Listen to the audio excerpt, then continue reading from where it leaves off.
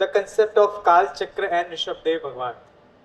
देखिए, मैं बहुत शॉर्ट में बस संकेत करना चाहूँगा कि हमारा आज का टॉपिक में हम किस तरह की बातें करने वाले। मेरे कुछ प्रश्न हैं सिंपल।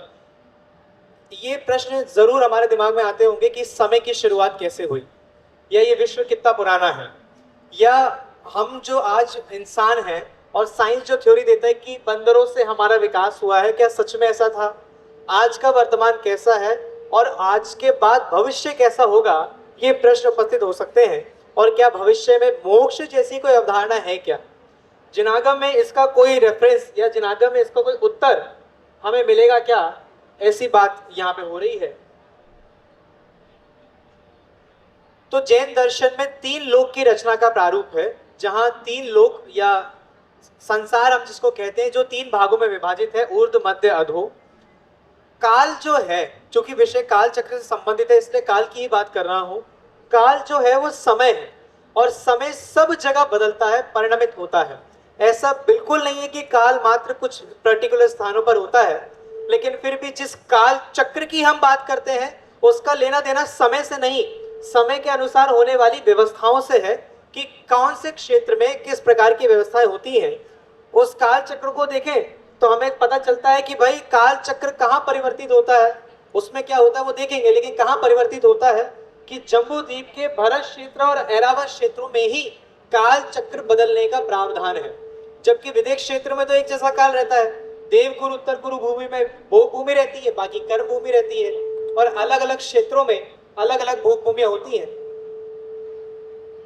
लेकिन काल चक्र जो बदलता है प्रति समय, माने हर कोड़ा कोड़ी सागर के बाद जो काल बदलता है वो मात्र भरत और ऐरावत क्षेत्रों में ही होता है। इस काल चक्र की अवधारणा देखें तो दो प्रकार के काल हैं, एक उत्सर्पणी यानी कि बढ़ता हुआ, एक अवसर्पणी यानी घटता हुआ। उत्सर्पणी में जो चीजें हैं वो प्रोग्रेसिव है, माने हाफ साइकिल में अगर देखें तो प्रोग्रेसिव है। सुख से दुख से सुख की ओर बढ़ने वाला उत्सर्पणी, और सुख से दुख की ओर बढ़ने वाला अवसर्पणी काल है। एक काल या एक उत्सर्पणी काल या एक अवसर्पणी काल 10 कोड़ा कोड़ी सागरोपम का बताया है। तो एक कल्प काल मिलके बनता है 20 कोड़ा कोड़ी सागरोपम काल। अब इसकी अगर इसको इलैबोरेशन में जाए तो बहुत समय जाएगा, लेकिन कोड़ा कोड़ी का अर्थ समझ लीजिए। कोड़ा कोड़ी का अर्थ है करोड़ इंटू करोड़, माने करोड़ को करोड़ से गुना किया जाए, ये कोड़ा कोड़ी है। और सागरोपम तो असंख्यात वर्षों का होता है। इस प्रकार एक कल्प काल 20 कोड़ा कोड़ी सागरों का कहा जाता है। अगर देखें इस काल चक्र में क्या होता है तो जैन परंपरा के अनुसार उत्सर्पणी अवसर्पणी दो काल हैं। अवसर्पणी काल में मनुष्य और तिर्यंचों की आयु, शरीर की ऊंचाई, स्थिति, वैभव, ये सब घटता है, और अवसर्पणी उत्सर्पणी काल में ये सारी चीजें बढ़ती हैं। यहाँ अनुभव, शरीर की स्थिति, शरीर का सहनन, ज्ञान, बुद्धि, बल, वैभव, ये सारी चीजें घटने की हैं। भरत ऐरावत क्षेत्रों में आयु भी घटती है, शरीर की अवधारणा घटती है, और उत्सर्पणी काल में ये सारी चीजें बढ़ती हैं। इस प्रकार की बात जिनागम में देखने को मिली। इन 6 कालों का विभाजन 6 प्रकार से ही है। सुखमा सुखमा, सुखमा सुखमा दुखमा, दुखमा सुखमा, दुखमा और दुखमा दुखमा। अभी वर्तमान में दुखमा काल चल रहा है। अगर विभाजन देखें तो सुखमा सुखमा काल जो पहला काल है अवसर, हाँ ओके ओके चलेगा। हमने देखा कि काल चक्र में 6 विभाजन है। एक अवसर्पणी एक उत्सर्पणी काल में 6 प्रकार के विभाजन कहे गए हैं, जिसे काल चक्र नाम दिया जाता है। जिसमें सबसे पहला काल है सुखमा सुखमा, या जिसको सुषमा सुषमा भी कहा जाता है, जो उत्तम भोग भूमि का काल है, जहां सारी व्यवस्थाएं उत्तम ही उत्तम होती हैं। अगर शरीर देखे तो उत्तम, भोग देखे तो उत्तम, यहाँ तक कि जैन आगम में तो ये तक कहा है कि हम जो चक्रवर्ती के सुख को देख के या भोगों को देख के फैसिनेट होते हैं कि चक्रवर्ती का भोग कितना होता है।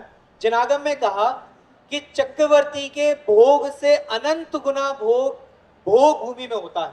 अगर भोग साधन की अपेक्षा देखा जाए तो अनंत गुना भोग साधन चक्रवर्ती से भी भोग भूमि काल में जी भोगते हैं। तो 4 कोड़ा कोड़ी सागर का सुखमा सुखमा काल है, सुखमा काल 3 कोड़ा कोड़ी सागर का, सुखमा दुखमा 2 कोड़ा कोड़ी सागर का, दुखमा सुखमा जो चौथा काल है जहां मोक्ष संभव है, वो 1 कोड़ा कोड़ी सागर में 21,000 42,000 वर्ष घटा दीजिए दुखमा काल जो अभी वर्तमान में चल रहा है वो 21,000 वर्ष का है, और दुखमा दुखमा काल जो छठा काल आएगा वो 21,000 वर्ष का होगा। इस प्रकार की बात है। अगर भोग भूमि के बारे में देखें तो शॉर्ट में बता देता हूँ। भोग भूमि शब्द का ही अर्थ है जहाँ भोगों की ही भूमि हो, जहाँ किसी को मेहनत ना करनी पड़े, जहाँ बैठे बैठे खाने को मिले। बैठे बैठे खाने से मतलब है कल्प वृक्षों की अवधारणा। हम कहते हैं कि पेड़ ही जीवन है, लेकिन वास्तव में भोग भूमि के कालों के लोगों ने देखा है कि पेड़ ही जीवन है, क्योंकि वहां हर एक चीज पेड़ों से प्राप्त हो जाती थी। आप जैसी कल्पना करेंगे आपको वो वस्तु मिल जाएगी। उसको डिटेल में अभी आगे समझेंगे। भोग भूमि में युगलिया जन्म होता था। आज के लोग जैसे आज की भाषा में इसको ट्विंस कहते हैं वैसे, कि पहले के काल में ट्विंस होकर जन्म हुआ करता था, एक साथ ही जन्म होता था स्त्री और पुरुष का, और जन्म लेते ही माता पिता की मृत्यु हो जाती थी और वो ही आगे फिर उस वंश को बढ़ाया करते थे। आयु के अंत में गर्भ का धारण होता था। जब आयु अंतिम रह जाती थी तब 9 महीने पहले गर्भ का धारण होता था माता को। यहाँ अचानक मृत्यु नहीं होती थी, यहाँ एक्सीडेंट्स नहीं होते थे, यहाँ पे सडन डेथ नहीं होती थी, यहाँ लोग सुसाइड नहीं कर सकते थे, कहने करती है। तो अचानक मृत्यु या कदली घात मरण जिसको आगम में कहा है वो नहीं हुआ करता था, यानी कि मृत्यु का अवसर्पण या अपवर्तन नहीं हुआ करता था। तो यह मृत्यु का कारण क्या था? जब डेथ का कोई रीजन ही नहीं है तो स्त्रियों को तो छींक से, जिसे हम स्नीज बोलते हैं, छींक आते ही मृत्यु हो जाती थी, और पुरुषों को उबासी लेते ही, जमाई लेते ही मृत्यु हो जाया करती थी। यहाँ के काल में लोगों को मलमूत्र नहीं होता था, निहार नहीं होता था। इनफैक्ट सप्त धातु का ही शरीर है, लेकिन मलमूत्र निहार नहीं होता। उन्हें कोई पसीना नहीं, उन्हें कोई रोग नहीं, उन्हें कोई बुढ़ापा नहीं। इस प्रकार की बात है। अगर और देखिए भोग भूमि के सुख, जो मैं कह रहा था कि जैसा कि नीचे लिखा है, पंचेंद्रिय भोगों की अति सुलभता भी उन्हें तृप्ति प्रदान नहीं करती। हमें लगता है कि भोग भूमि में तो सुखी तो रहते होंगे। भोग और सुख का वास्तव में कोई रिलेशन है नहीं कि भोग है तो सुख होगा ही होगा। भोग तो बहुत थे, लेकिन वे सुख उस भोग में तृप्त नहीं होते थे, जिसको हम इच्छा या कह लीजिए तृप्ति नहीं होती थी, संतुष्ट नहीं होते थे। तो सुख तो एक्चुअल में वहां भी नहीं था। कहने का तात्पर्य यह है कि भोगों की बाहुल्यता इस जीव को सुखी करने में समर्थ नहीं है। हम कल्प वृक्षों की बात कर रहे थे। कल्प वृक्ष बिकॉज कल्प वृक्षों की सबसे महत्वपूर्ण भूमिका है भोग भूमि काल में, क्योंकि कल्प वृक्षों से ही जीवन है।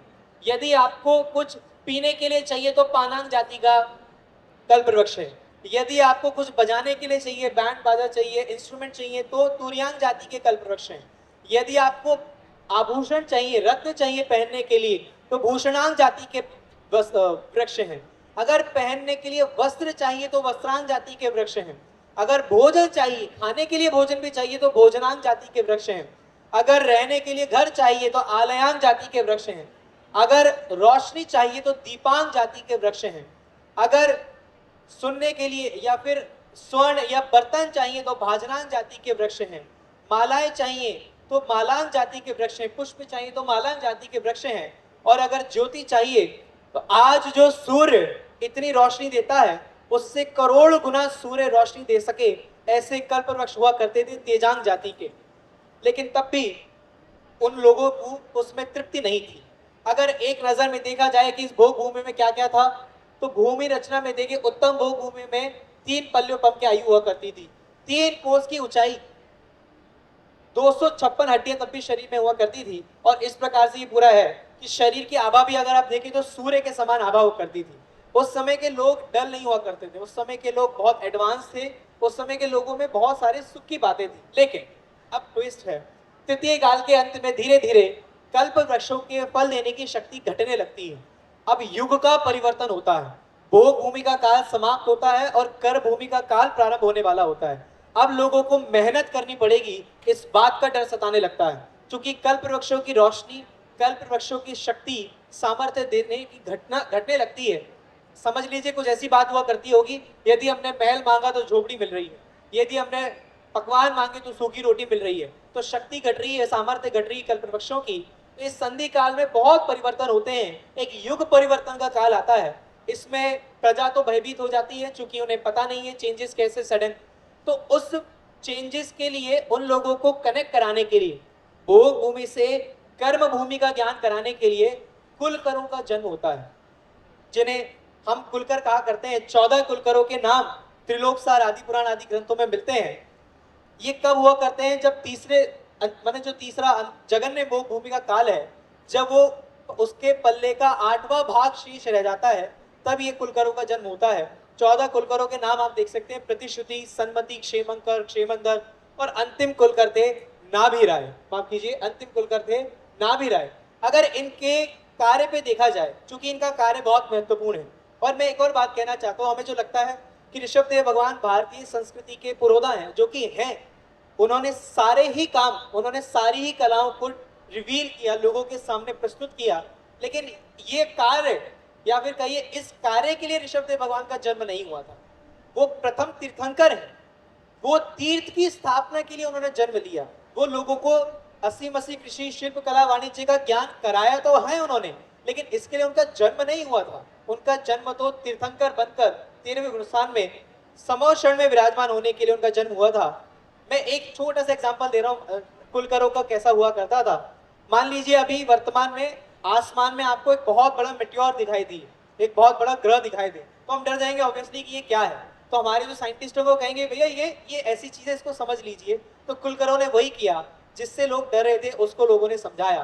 फिर अवसर्पणी का चतुर्थ काल आया, जिसमें लेकिन काल के 2 से तीसरे काल में ही आदिनाथ ऋषभ देव भगवान का जन्म हुआ और उसी में उनकी मुक्ति भी हो गई।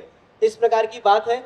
और अगर आगे, माफ कीजिए, और अगर आगे देखें तो लेकिन राजा ऋषभ देव जो थे उन्होंने क्या किया, भगवान ऋषभ देव के पिता जो राजा नाभि राय थे उनके पास लोग आया करते थे, चूंकि वे अंतिम कुलकर थे, कि महाराज आजकल घास जो है ना, जो पेड़ है उनके आसपास घास उगने लगी है, क्या करें उसका। तो राजा नाभि राय ने उनको और उपदेश दिया, लेकिन अंत में राजा नाभि राय ने कहा इन सारे प्रश्नों के जवाब जो राजकुमार ऋषभ देव है वो देंगे। अब राजकुमार ऋषभ देव ही इस पूरे राज्य के राजा होने वाले हैं, उनसे अपने प्रश्नों के जवाब मांगिए। तब राजा ऋषभ देव ने असी यानी कि डिफेंस सिस्टम है ना, मसी यानी कि लिखना, जिसमें ब्राह्मी लिपि का आविष्कार हुआ, या तीसरा कृषि एग्रीकल्चर, जिसमें उन्होंने कृषि या खेती बाड़ी का उपदेश दिया, विद्या यानी सारी कलाओं को उद्घाटित किया, वाणिज्य यानी व्यापार, और शिल्प यानी कला, इस प्रकार का उन्होंने आविष्कार या कहिए इन शिक्षाओं को लोगों को देना प्रारंभ किया। उन्होंने 3 वंशों की स्थापना की, क्षत्रिय, वैश्य और शूद्र। ब्राह्मण वंश की स्थापना हम जैसा पढ़ते हैं भरत चक्रवर्ती द्वारा बाद में की गई, इस प्रकार की बात है, लेकिन उनकी सही शिक्षा ये नहीं है। हम बार बार ये चीज समझ लें, उनका वास्तविक उपदेश, उनका वास्तविक जन्म मोक्ष मार्ग के प्रारंभ के लिए ही हुआ था। वे भारतीय परंपरा या जैन परंपरा में इस काल के प्रथम तीर्थंकर हैं, और प्रथम तीर्थंकर होने के नाते उन्होंने इस चतुर्थ काल में, इस भरत क्षेत्र के आर्यखंड में धर्म तीर्थ की स्थापना की थी। उनका मोक्ष मार्ग ही उनका रियल उपकार है, ऐसे समझ लीजिए। और उनके पुत्र भरत, उनके नाम पे इस देश का नाम भारत पड़ा, ये ख्याति भले ही हम सर्वत्र बटोरते रहे, लेकिन अगर भगवान आदिनाथ की वास्तविक शिक्षा को ग्रहण नहीं करेंगे तो हमारा भाव तो बर्बाद होगा ही, उनका वो शिक्षा देना भी हमारे लिए कोई कार्यकारी नहीं होगा। इसी बात से मैं अपनी बात को यहाँ पे क्लोज करता हूँ। Thank you so much. जय श्री राम।